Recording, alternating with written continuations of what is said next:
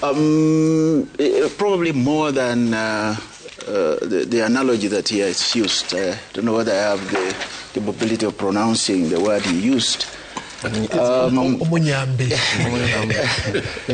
Every administration has, their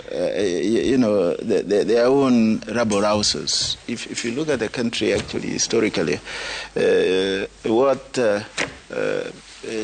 Senator Jirage is saying took me back to the time of Moi, and I thought of Honorable Sharif Nasir, wapende wasipende.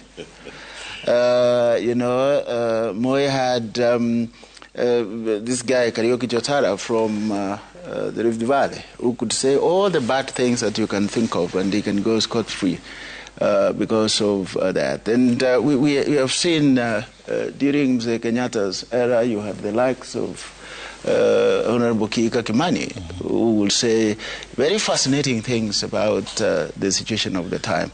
I think in President Ruto's administration, this phenomenon is replicating itself and has become a historical characteristic of our politics. But beyond that, directed to your question, the political situation in East Africa is fairly clear. That the political space is actually shrinking, while the citizens' dissent is on ascendancy.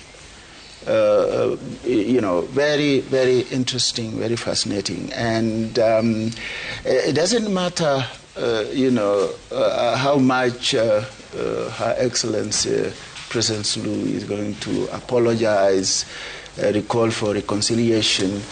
I think the people of Tanzania have lost their political innocency that we used to associate with them.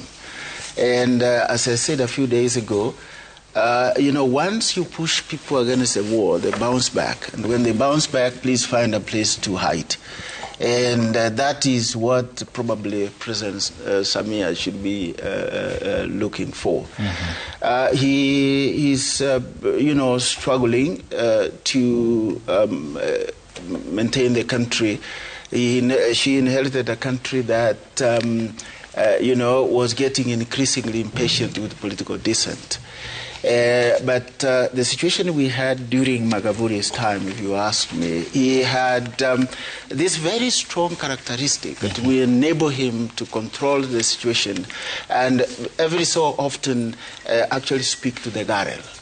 Magavuli was a very interesting autocratic leader who will literally do what in my village we could simply call a rat act. A rat bites you and then it blows into that so that you don't feel pain.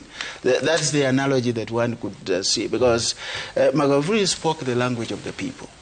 But then he actually reduced the political space. He started the phenomenon of jailing and chasing away, the opposition from Tanzania. I remember the current Lissu Tundu was, I think, in one of the Nordic countries, literally as a refugee after running away from Tanzania.